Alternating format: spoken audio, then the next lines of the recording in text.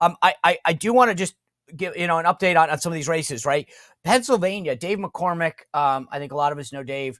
I texted with them this morning. This is going to be called. He will be the 53rd senator. I've talked about how important this was because the Senate. We all know this. Donald Trump wants to get these people in there to do these jobs. A lot of them are Senate confirmed. Yeah. We need them, and by getting to 53, we don't have to worry about. And I'm saying this respectfully. Senator Murkowski of Alaska and Senator Collins of Maine, who may not be as conservative as most of us. Now that you got 53, you're going to get them through, and you don't have to tie up J.D. Vance breaking ties. But guys, I just before we get into people and jobs and SCOTUS maybe, were you shocked? I was actually, I love Dave's campaign. I will say this, Mike Rogers in Michigan, who was the only candidate that didn't come on the show, lost.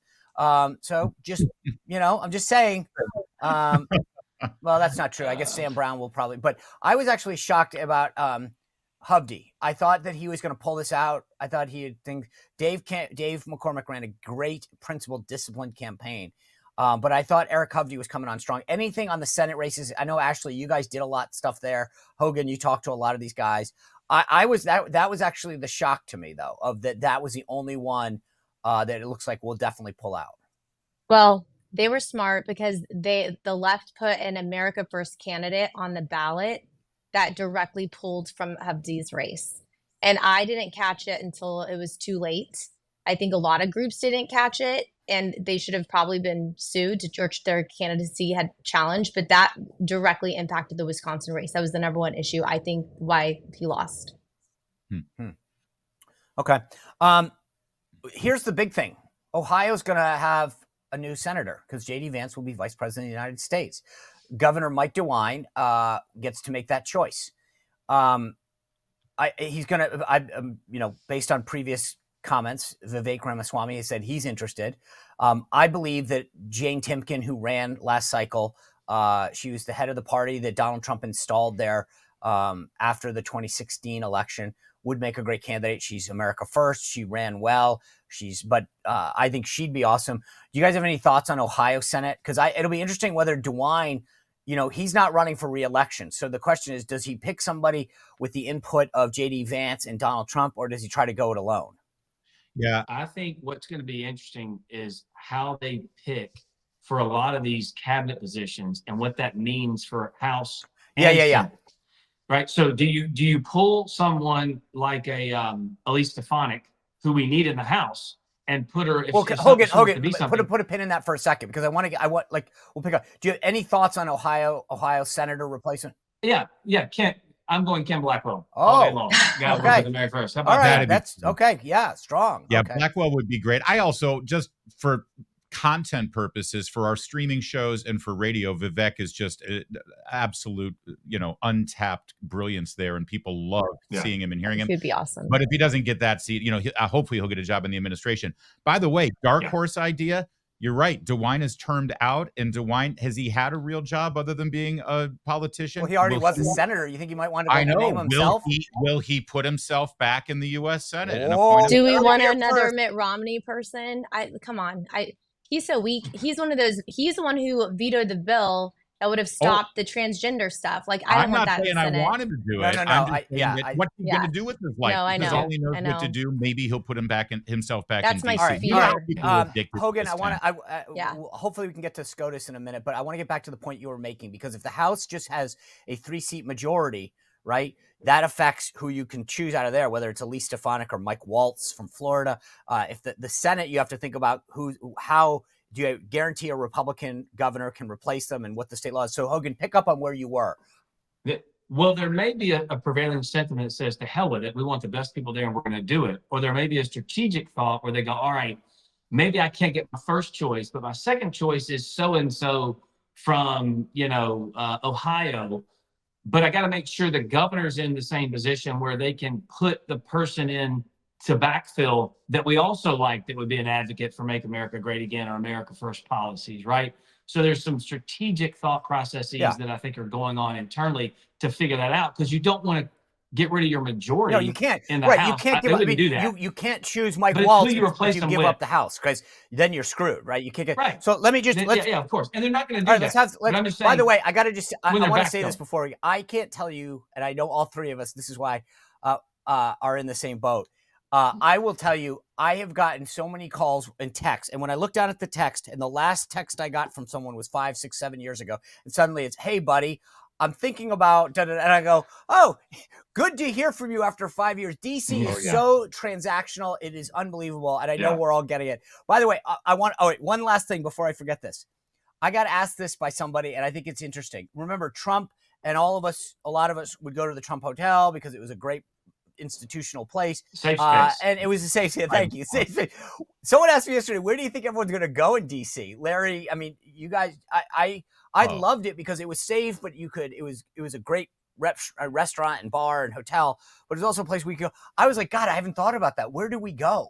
That's a really good. I mean, before the Trump Hotel, we would go to Morton's on Connecticut, right, and have a cigar and eat a steak out on the patio there. Maybe we can take that back. We did. I don't remember that invite. We.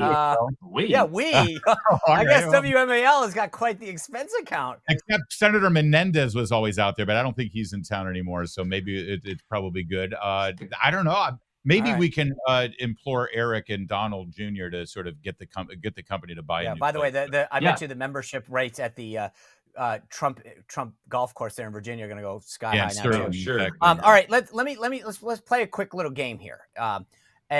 So Hogan, you were kind of thinking about it, but just let's I want to get your take.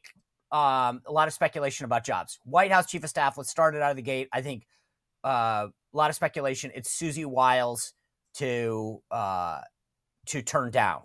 Anyone have any thought? Is that you think that's a fair rumor mill kind of thing, or anyone else you think is in the running? Look, I don't like to get ahead of them on these types of we're things. having fun. I'm in Palm Beach. I've been in Palm Beach now for several days. It's a lot of this jockeying going on behind the scenes. Advocates for certain people, detractors for others. As you know, the knives are out. I'm not entirely sure where this goes, but obviously he needs somebody who understands politics. He needs somebody who can get people in line, and that quite frankly applies to the chief of staff, but just about every other position they're looking to fill too. So he didn't have to worry about reelection, obviously.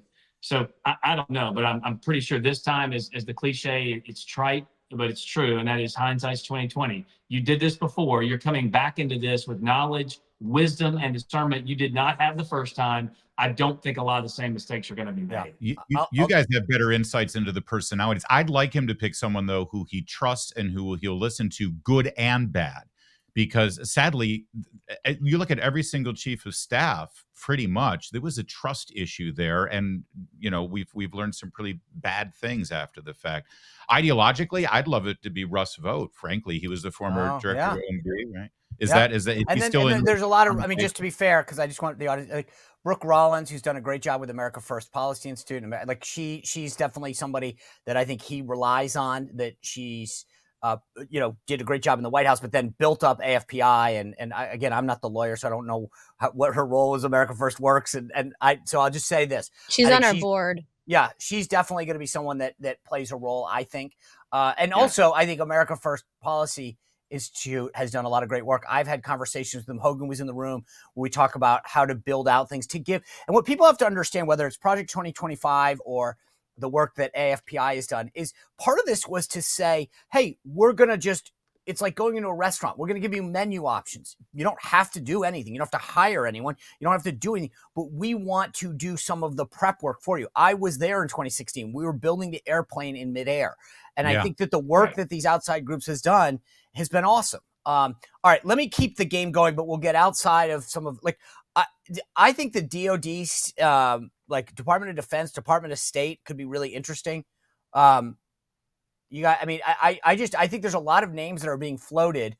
And again, I'm not asking us to share any inside info, but I think that, like, Tom Cotton took his name out of DOD consideration, right? He wants to stay in the Senate. I'm not that surprised by that, but is there anybody that you guys think you'll be shocked if they don't end up in the administration, or that there's a job that they're perfect for? Shocked if they don't? Well, I don't know. I mean, For DOD, I mean, I'd love. Listen. We've interviewed a ton of people over the last couple of years who are critical. I want someone who is still pissed off about Afghanistan, who's still pissed off about the pullout of Afghanistan and the lack of accountability. So I think it's someone like Congressman Mike Waltz, a member of the House of Representatives who will not, if they go to the administration, won't reduce the number of Republicans in the House majority. Right. He's one of them in his district. In state, I think Rick Grinnell has been so loyal to President Trump. He's got the resume. And now that we've got 53 Republican senators, I think he can get confirmed. And I think his job, he would love to reform Foggy Bottom from the bottom up. And it would be amazing. How about RFK, guys? I think last time I was there in 2016 when RFK came to Trump Tower, had a conversation, and I think some of the staffers freaked out and did everything they could to push him away. This time, I think he's in, and I think Trump is going to. I mean, I will be shocked if he doesn't play a White House czar kind of role. He's not going to go through Senate confirmation. I don't think, right? Yeah, no, I think that's right. I think he and Elon are poised to really do some strong stuff here, because if you're looking at government waste and government bloat, obviously someone like Elon Musk would be good at that. I mean, this is an administration that lost over $100 billion in COVID funds from misappropriation or fraud or whatever. They lose at least $60 billion a year in Medicare fraud. So he can look at that and fix that. But I think the Make America Healthy Again mantra is a good one too, because oftentimes we focus on the health care crisis, but it's really a health crisis that gets you to the health care you need in the first place. Yeah. So how do we get Americans living healthier? In the videos you've seen in the last 6 months or so of people testifying in different countries and other places, showing the color differences between Lucky Charms here and Lucky Charms in another country, or whatever the cereal was, to show the dye differences. People like that are really concerned about what we're putting into our bodies. And someone like RFK Jr. can speak to that. Now, as Trump said beautifully on the stage the night of we won the election, he stood up there and he's like, I love him. He's doing great stuff. Hands off the oil. Yes. Like, you let me handle the oil. You worry about this side. So but that's the goodness of it. Trump says, here's your niche, and I think you can do some great work. And if RFK Jr. focuses on that, I think we'll have some good regulations either put in place or some taken away. But the exposing the industrial complex of pharma or, the FDA or whatever is very, very good. Yeah. So can I just piggyback on what Hogan said about the Make America Healthy Again stuff? So Amaryllis Fox Kennedy is the daughter-in-law to RFK Jr., and she's phenomenal, and she's a mom, and she talks a lot about our food and our kids. We did a teletown hall. So we have a really tiny little super PAC, and we did a teletown hall the night before the election, focused on Wisconsin, because RFK was still on the ballot there. We had over 6,000 people on that teletown hall talking about, and it's mainly moms, talking about like health and our kids and our future and our food. Yeah. And that is going to actually build out this movement and the women within the conservative movement even bigger than what people are expecting. So I would keep your eyes on that. I love what Hogan said, though. What Elon and RFK are going to do is more expose some of the ridiculousness. I listen to some of this stuff and I go, you got to be kidding me. So you're on the board, on the FDA or NIH, and then you regulate these people and then they give you a grant. I mean, no wonder it's corrupted. I think just exposing how some of this stuff, I've been in and around government for 30 years and I've suddenly started to go, you got to be kidding me. How is this possible? The exposure that they're going to bring to some of these issues where people say, wait a second, that's not healthy, but the government's been telling me it has been or is okay. And by the way, Elon Musk is going to get shivers down so many of the Washington folks who've been making money off of backroom deals and inefficiencies and whatever. So I think that's great. We talked a little bit about Senate and jobs. I think the Supreme Court, you've got two older justices, Alito and Thomas. I wish Clarence Thomas and Alito could stay there forever, but they can't. And potentially Sotomayor, right? This could be huge for Donald Trump to really remake the court, because I think that the justices that he appointed were massive, right? This could be, I thought that was probably the greatest achievement, long-standing, because so many things you can undo legally, but the justices, Brett Kavanaugh, Amy Coney Barrett, Neil Gorsuch, are relatively young. And so the idea that they're going to be there for generations and the impact that they've already had, I'm excited for the SCOTUS part of this.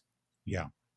Yeah, me too. And also, this is an opportunity to sort of acquiesce to the demands of the left and the media and sort of reach out, offer an olive branch. And so we adopt one of their ideas that has been so important to them. It is time to expand the Supreme Court. Instead of 7 more seats, how about 8 more seats, 9 more seats?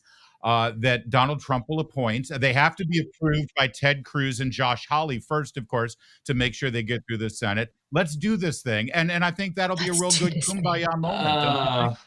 Oh, dude, you know what? I joked about with the filibuster yesterday. I think that you're right, Larry. We should say in a spirit of bipartisanship, Yes. we will expand the court. We'll get rid of the filibuster. All of these Democratic initiatives, and I would love to hear Chuck Schumer being like have to argue against himself on this. I also think, by the way, I've warned about DC. I think what we need to do is do what I've been saying on the road to 270, chop off most of DC, give it back to Maryland, and call it a win. And that's just a pet peeve of mine. Amen. Yeah, I know there's a movement, too, to take some of those agencies stuck in DC and actually move them into rural America, which would get rid of a lot of the bureaucrats and the deep state that just hang out there in the bowels of those buildings. That's an interesting thought, too, because if you move them, Department of Ag to Nebraska or something, those people aren't leaving Virginia for that. They're going to go into some think tank or something else. So those are interesting moves that President Trump could make. I do think the priorities are very clear. He's going to close the border on day one with some executive orders. I think he's going to do some things to get the economy back, obviously negotiate with foreign nations to prevent wars from breaking out. Those are things I think that are immediate right in front of him. But some of these other little fun things like that, the Supreme Court's a big one. And just real quick, Sean, you remember in 2016, Democrats are writing stories, i.e. the media, were saying to me, why is it so important to y'all? Like, why do you care so much about the Supreme Court? Do you think that's a driving motivator? I'm like, yes. Why? They said. I said, because we lose all the cases, not based on law, but by radical ideology of a judge who's trying to make law. That's the problem. And sure enough, that was one of the biggest successes of the Trump administration was the Supreme Court. Now, we have to have people out in rural America. We have to have people out in the cities, Republicans, office holders, that when they make a ruling, they're ready to jump in and say, yes, this is the right ruling because, and not go silent for 3 months like they did on abortion, and then ruin the whole chance of us, winning the House and the Senate because they refused to take the fight right to the Democrats and expose their radicals. Okay, real quick. I always end Thursdays with a quick winner and loser. I'm instituting a new rule. You can't say Donald Trump or J.D. Vance. But I'm out of time. But just real quickly, who had a great week and who had a bad week? And obviously, you can't say Kamala Harris or Donald Trump because we know that one. Larry O'Connor. The corporate legacy media have been completely made irrelevant by this. And they still don't get it, obviously, from the commentary and the histrionics. All right. Any winner? Well, I guess the other side of it, which is the stuff that we do. Love it. Alternative. All right, Hogan, winner and loser. Loser was the media, no question. Winner were suburban women paying for soccer supplies, swimming supplies, volleyball supplies, who silently said, no, I don't want men competing and taking my daughter's scholarships away. The loser are the members of the View cast, lost big, and the winners are the American people. I will do my duty as president. I'll fulfill my oath, and I will honor the Constitution. On January 20th, we'll have a peaceful transfer of power here in America. Yeah, good call. All right, winners, in my opinion, third-party groups like America First Works and some of these groups that did a great job that the media didn't give credit to. And the loser is a bunch of Democratic consultants that didn't have their head where it should have been. All right, guys, thanks for tuning in. Well, if you enjoyed this content, make sure to like this video, subscribe, and click the notification bell to get more.